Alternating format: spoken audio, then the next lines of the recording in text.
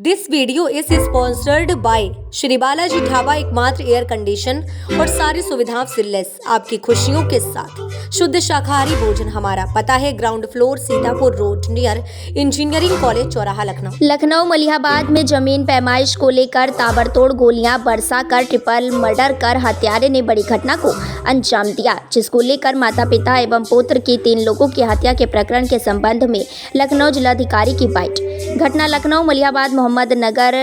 मरने वालों के नाम फरहीन खान, हंजला खान और मुनीर खान की मौत है। लेकिन पैमाइश जो हुई है उसमें चूंकि थाने को सूचना नहीं थी, जिसके कारण वहां पर फोर्स नहीं था, और विवाद जो चल रहा था वो चूंकि एसडीएम कोर्ट में भी था, तो ये पुराना लंबित विवाद था। तो अभी इस पूरे प्रकरण की जानकारी की जाएगी।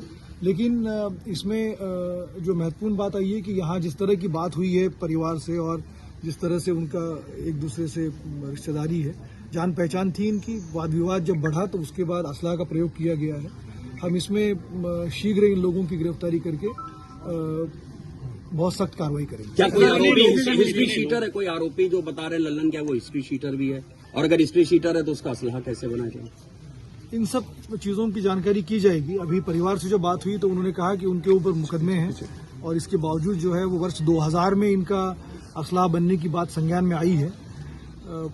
इस प्रकरण की विस्तार से जांच करने की आवश्यकता है, क्योंकि अगर उनके विरुद्ध कोई अगर अभियोग पंजीकृत है तो किस प्रकार से इनका असलाह बना, ये भी संज्ञान में आया कि उनके पास एक पासपोर्ट है। अब ये किस तरह से हुआ, ये भी एक जांच का विषय रहेगा, क्योंकि जो एक्यूज्ड है, मेन एक्यूज जो सिराज अहमद है, उनके 2 बेटे पोलैंड में रहते हैं। तो ये बताया गया कि वो वहाँ उन्होंने विजिट किया था। तो ये भी पूरे प्रकरण की जांच की जाएगी, और सारे तथ्य जब सामने आएंगे तो आपके सामने रखे जाएंगे। अगर लेखपाल लल्लन खां के अलावा सब कितने लोग इसमें शामिल रहे हैं, क्या संख्या रही इसकी? अभी जो हमें एफआईआर के लिए एप्लीकेशन दिया जा रहा है, बट अभी तक की हमारी जानकारी के अनुसार इसमें 3 व्यक्ति थे। अभी और भी इसमें जांच करेंगे तो पता चलेगा इसमें और कितने लोग थे। सर, क्या लेखपाल अगर उसकी कोई गलती होती है उस पर कार्रवाई? अभी गलती तो नहीं कहेंगे, क्योंकि उसमें वो वहां पर पैमाइश करने गए थे। अगर थाने को सूचना दी जाती तो उसमें और अच्छे प्रबंध किए जा सकते थे, बट ये विषय इस समय नहीं है। इस समय मुख्य रूप से जो ये जघन्य घटना कारित की गई है, और जिन लोगों ने अपने लाइसेंसी असलाह का प्रयोग करके इस तरह से अपने परिवार के ही लोगों को चोट पहुंचाई है, उनके विरुद्ध कार्रवाई करने की है, वो हम करेंगे। और बाद में फिर उसमें सक्षम अधिकारियों को, जिलाधिकारी और सभी लोगों को इसके बारे में विस्तृत रिपोर्ट दी जाएगी। क्या मामला हुआ था सर पूरा?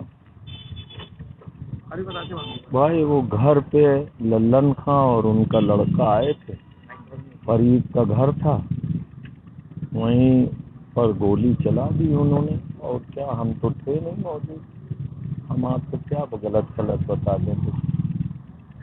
बताया जा रहा है कि पहले वहाँ पे कुछ बातचीत हुई, उसके बाद घर पे आकर बातचीत कुछ नहीं हुई। एक बंटवारे का था सिलसिला, जिसको कि आज निरस्त भी कर दिया गया था। अब ये दबंगई दिखा के चाहते थे कि नफा। 3 लोग डेथ हुई है। कुछ घायल वगैरह भी क्या है? हमें नहीं मालूम। हम तो जब पहुंचे तो 2 जो जिंदा लग रहे थे उनको हमने गाड़ी में डाल के सीधा सरकारी अस्पताल मलिहाबाद पहुंचाया। लल्लन खां जिनके ऊपर मुख्य आरोप है, वो किस प्रवृत्ति? वो नहीं, उनका लड़का, वो तो गुंडे बदमाश है। गुंडे बदमाश हैं? वो तो सैकड़ों मुकदमे पूरा लखनऊ डिस्ट्रिक्ट जानता है। आपका क्या नाम? जी, आपका क्या नाम है? मेरा नाम शिको है, अजीम। मृतक की क्या है सर? आप मृतक के भाई भी हैं, मृतक हमारा भतीजा भी है, मृतक हमारी भावज भी है। ठीक है हुआ है। क्या प्राइमरी इन्वेस्टिगेशन में आपके सामने आया, गलती किसकी रही? पैमाइश से चूंकि शुरुआत हुई थी। अभी हमने परिवार वालों के साथ में वार्ता की है। ये बहुत ही दुखद आपराधिक घटना है, जिसमें जो अपराधी है वो हिस्ट्री सीटर है, और उसने अपने ही परिवार के लोगों की यहाँ पर हत्या की है, और उसका इन्वेस्टिगेशन अभी स्टार्ट किया गया है। जो प्रश्न आ रहा था कि इसमें इन लोगों के बीच में क्या विवाद है, इसके संबंध में हमने अभी परिवार से पूरी बात की है। उनका कहना ये है कि ज़मीन संबंधी ये दोनों सगे भाई हैं। इनके लल्लन के भाई हैं सलीम, जिनकी बेटी को लल्लन और उसके बेटे ने गोली मारी है।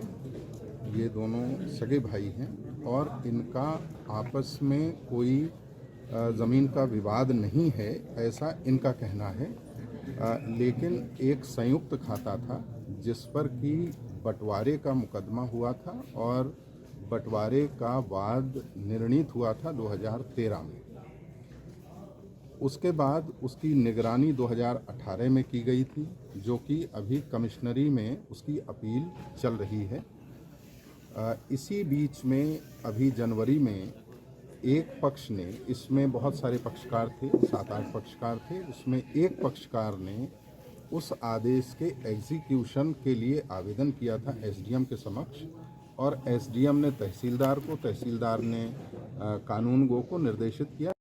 कोई भी बात कहनी होती है, जैसे कोई कोर्ट में गया हुआ है और वहाँ से कोई स्थगन आदेश है या कोई दूसरा आदेश किसी कोर्ट का है, तो वो उसको प्रस्तुत करना होता है और उसके बाद में फिर आगे की कार्यवाही डिसाइड की जाती है। तो नोटिस का मतलब होता है सभी पक्षों को सूचना दिया जाना। वो सूचना दी गई थी और उसके तहत आज की तिथि नियत की गई थी। तो ऐसा संज्ञान में आया है कि आज वो एक्टिविटी होने से पहले ये लेखपाल को पता चला कि उस पर कोई स्थगन का आदेश है, तो आज ये पैमाइश नहीं की जा सकती है और उसने पक्षकारों को इन्फॉर्म किया। इनके द्वारा भी ये बताया गया कि लेखपाल ने मना कर दिया कि आज पैमाइश नहीं हो सकती है। अब वो पूरा डिटेल उनके द्वारा बताया गया है। तो ऐसी स्थितियों में जब विवाद होता है या किसी भी कोर्ट का स्थगन आदेश होता है तो उस कार्यवाही को रोक दिया जाता है। नोटिस के बाद में चूंकि सभी पक्षों को पता लगता है तो वो सभी अपनी बात बताते हैं। इसके बाद ये वहाँ से चले आए थे और इनके पीछे पीछे जो अपराधी थे वो इन्हीं के सगे भाई थे और वो इनके पीछे पीछे आए यहाँ पर, और यहाँ घर पहुँचने के बाद उनका सीसीटीवी फुटेज अभी पुलिस के लिए मिला है। उसमें इनके द्वारा ये बताया जा रहा है कि कुछ यहाँ पर विवाद हुआ, आपसी कुछ विवाद था और उसके बाद उन्होंने गोली चला दी। तो अभी ये बाकी चीज़ें तो विस्तार से इन्वेस्टिगेशन का विषय है, लेकिन प्राथमिक तौर पर इनके द्वारा जो बताया जा रहा है कि इनका सीधे उससे कोई ज़मीन का विवाद नहीं था, लेकिन उसको ये लगता था कि उसका जिसके साथ ज़मीन का विवाद है उसका ये लोग सपोर्ट कर रहे हैं, ऐसा यहाँ बताया जा रहा है। लेकिन ये सब अभी फाइनल इन्वेस्टिगेशन के बाद ही पता चलेगा। तो इसमें तहरीर दी गई है और ड्राइवर की गिरफ्तारी हो चुकी है और बाकी भी गिरफ्तारी जल्दी ही होगी। इस घटनाक्रम में सर जो मुख्य अभियुक्त है उनके ऊपर कई मुकदमे हैं, 20 से ज़्यादा मुकदमे, ऐसे में उनके पास लाइसेंसी असलहे मौजूद होना, तो क्या इसमें भी प्राइमरी इन्वेस्टिगेशन आपकी तरफ से की गई है या मालूम पड़ा है कि मुकदमे होने के बावजूद भी उनके पास लाइसेंस था? नहीं, अभी इसके बारे में पूरी सूचना इकट्ठी की जा रही है और वो भी इमीडिएटली एक्शन लिया जाएगा उस पर। सर 2009 में सर जो उनका लाइसेंस बना है उससे पहले इनको रजिस्ट्री शीटर और तमाम जो मुकदमे इनके ऊपर दर्ज थे, उसके बाद किस तरीके से लाइसेंस बनाया गया, कहाँ कमी? अभी ये पूरा इन्वेस्टिगेशन किया। ठीक।